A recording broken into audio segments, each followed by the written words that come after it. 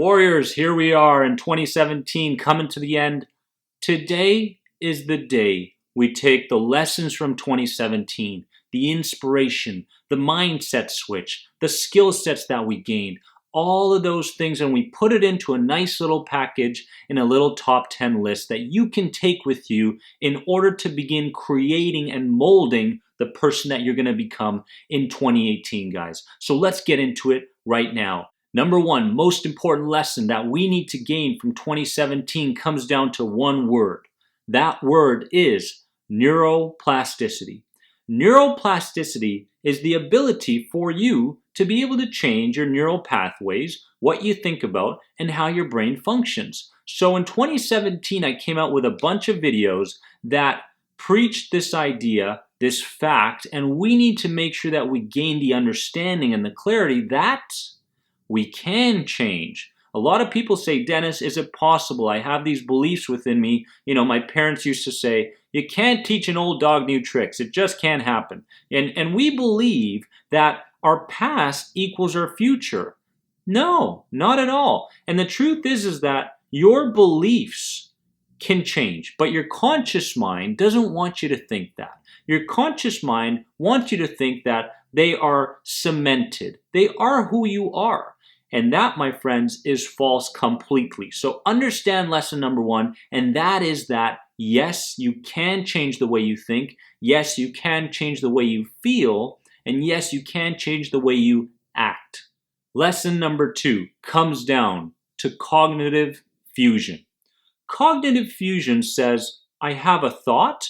Oh, that must be a fact. That must be reality. I must act on that thought. False.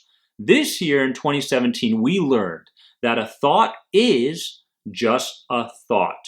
You have the ability to accept the thought. You have the ability to reject the thought. You have the ability to act or not act on that thought. Cognitive fusion can turn into cognitive diffusion once you gain this clarity and understanding, my friends. So make sure you understand that you can take a thought and say, no, it doesn't fit my new identity. It doesn't fit the new direction that I'm going in. Therefore, I don't accept it. I reject it and I will not act on it. Lesson number three from 2017 comes down to the idea that your physiology controls your psychology. A lot of people come to me and say, Dennis, I gotta change the way I think. I gotta change it. I gotta alter it. How do I change my thinking patterns? I say, whoa, slow down there. First things first, your physiology controls your psychology. Your physiology controls your emotional state. So the quickest way and the most powerful way for you to change the way you feel is to change the way you look, okay? 55% of communication is nonverbal. It comes down to your body language. If that's the case, then we have to use our bodies better in order for us to get what we want, get the message across, but more so, get the message across to our nervous system. When we're standing upright, okay, when our chin is tucked back, when my shoulders are back for a minimum of 2 minutes, what starts to happen is I begin to send signals to my nervous system that say, you know what? No, I don't want the sympathetic, which is the fight or flight response. What I really want is the parasympathetic, which is based around resting and digesting. Something anxiety sufferers don't do very well. They never rest and they never digest properly. Their digestive systems are off. How do you change it? Begin sending different signals, starting with your physiology, my friends. Lesson number four, amygdala. The amygdala is the boss, is a part of your emotional mind. Your amygdala functions in a way where it says, you know what? Yeah, let's just send that adrenaline signal out there right away. Let's just force this person with bodily sensations. Let's send those danger signals all throughout the body just in case. Why? Because better safe than sorry. Okay? Most of the time, the amygdala misinterprets things. It doesn't get things right. Okay? It says, you know what? Oh my God, that could be threatening, and that could be threatening. Next thing you know, we get emotionally engaged. Okay, we feel these bodily sensations that we never had before, and what we start to experience is what's called excessive amygdala activation. If you have excessive amygdala activation, now you're training yourself in that environment or at that time of the day to be anxious in an excessive way. How do we retrain the amygdala? You can't do it in your bedroom. You can't do it sitting in front of your TV set. You can't do it there. The only way to reprogram and recondition your amygdala is in the anxious situations that you find yourself in, because now you're going to be creating new pairings, new associations, and new meanings behind the very things that you're scared of. That, my friends, is the key to overcoming EAA, excessive amygdala activation. Lesson number 5 is imagination is far more important than knowledge or willpower. Let's understand this. I've said this before in many, many videos of mine, where when we begin to engage in the imagination, what we're truly doing is tapping into our subconscious mind. When I'm completely relaxed and I get my conscious mind out of the way, and I'm in a place where I'm in a bit of a trance state. You can call it meditation, you can call it visualization, self-imagery, call it what you want. The truth is that when I begin to experience in my mind the very things that I want more of, when I begin to come up with those environments in my head of those sticky situations, those icky feelings I get, I place myself in those environments and I begin to alter the way I perceive things around me.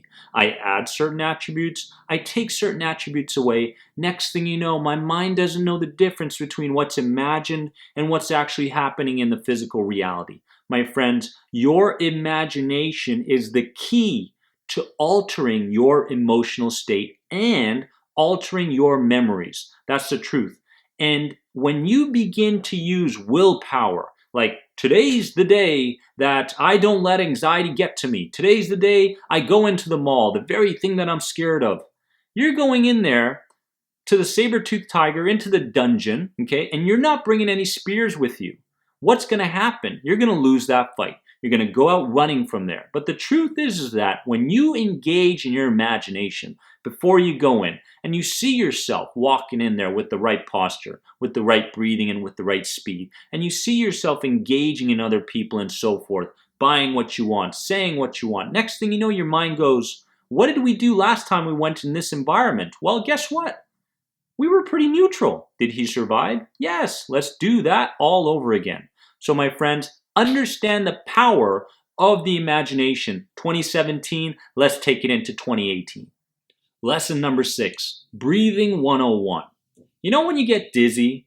You know when you begin to hyperventilate and belching starts to happen, or depersonalization starts to happen? You can chalk this all up to people who are anxious that hold their breath or breathe very, very shallowly throughout the day. What we truly want is slow, deliberate breathing techniques that send, again, different signals to your nervous system that say, you know what? We're in a relaxed environment. We don't need adrenaline. We don't need cortisol. We don't need to jump to conclusions. I don't need to experience those negative automatic thoughts right now. And what starts to happen is the more relaxed you are, the more empowered you feel. The more empowered you feel, the more self-control you have, which then determines how much you entertain a negative thought and how much you don't. So depending on your breathing patterns, I can't stress enough how important this is, because breathing is the central point to all mindfulness. You want to practice mindfulness? Practice slow, deliberate breathing techniques and exercises throughout the entire day, my friends. Lesson number 7 is you have to mentally and emotionally warm up for every anxious situation that you place yourself in. For instance, I'm going to go to Walmart, but I'm really, really scared. Okay, a lot of people scared of going to Walmart, going to the Brick if you're in Canada. Oh, who knows, shopping malls, certain environments, lots of people, dinner dates, you name it. Okay, so those are anxious situations, anxious environments. Before you place yourself in those environments, what did we say are the main components to restructuring your unconscious mind? We said imagination, we said thought restructuring, and getting emotionally engaged. So what you want to do is you want to picture yourself before going into that environment of you being incredibly empowered, talking to everybody that you want to, eating what you want to, tasting what you want, smelling what you want. You want to place yourself in a place where you can set yourself up for success before you put yourself in that physical environment. So imagine the success in your mind before you get there, okay, in great vivid detail, in sensory-based language. Now you're warming up for the situation. Now you're ready to place yourself in there physically. Lesson number 8 is emotional action. Emotional action is the deciding factor that will create the change that you want, my friends. So you must use fear for fuel, for anger, in order for you to create the emotion, the charge within you, in order to get the job done. So what I used to do to take emotional action was I used that adrenaline, that fuel within me to further my hand gestures, or talk a bit louder, or to move my body in different ways, or to fix my physiology. So anytime you get fearful, okay, about going into a certain situation, accomplishing something in your life, it's a little bit unfamiliar. I want to go there, but a part of me doesn't. Whenever you're there, you want to use the fear for fuel, okay? You want to do those things like I'm doing right now. So emotional action. You got to take action if you want things to change, but not only that, you got to bring your emotions with you. Lesson number 9 is words are powerful. Words are very powerful. What you say controls your vibration. So you have to understand what you say and how you say it. Okay, so you never want to finish a negative statement, okay, with that negative statement. What you want to do is you want to make sure that you immediately recognize that what you said was related to I can't, or I'm hoping, or I'm trying, or this or that. Any of those should statements that we call in CBT, those negative automatic thoughts. If you begin to go in the same direction as far as your words, what they look like in your past identity, you're never going to move forward. So you want to make sure that you organize the words that you're going to say in a way that fits what you want to become. Why? Because words are powerful.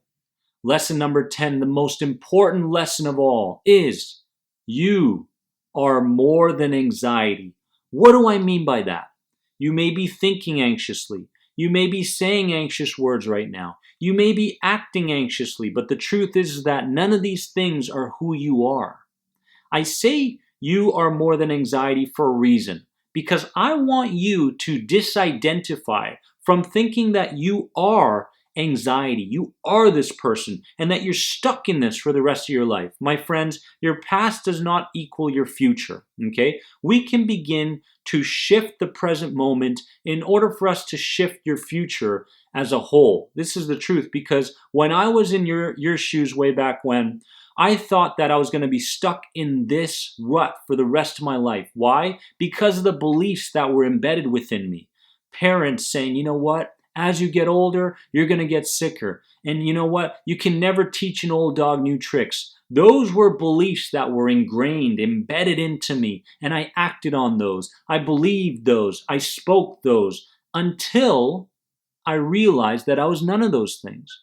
I wasn't my parents' beliefs. I wasn't my teacher's beliefs. I was none of those things. I could create anything that I wanted as long as I follow the right people and take their advice instead. If I want to create and mold the type of person that I am proud of, the type of person that has a great career, great relationships, and a very relaxed and peaceful lifestyle, then I must follow in the footsteps of those people who have already created this within them. This is the basis behind all neuro-linguistic programming teachings, NLP, my friends. Act as if. Find a role model and act as if. This is truly important. And to finish off, 2017, I want you to understand that today is the day that you must decide that things need to be different. Today is the day that you decide from now on that I am so dissatisfied that I am willing to grab the end of the sword and squeeze it as as hard as I possibly can, no matter what I feel, to create the change that I want. I say this all the time, that you don't have to believe that change is possible. What you do have to do is become relentless. What you do have to do is take the steps on a daily basis, those baby steps, to move you in the direction you want to go. So let's create a 2018 for you that you're so proud of, your family's proud of, and getting the things that you want, feeling the way that you want. Can we do it? Absolutely. And we're going to do it together, guys. Warriors, make sure to like this video, subscribe to the Anxiety Guy YouTube channel. I will be making these videos on a weekly basis. Check out the Anxiety Guy podcast as well, the #1 health podcast on iTunes that goes towards anxiety sufferers, changing lives on a daily basis, my friends. Remember, lesson number 10, you are more than anxiety. I'm going to see you really, really soon. Love you.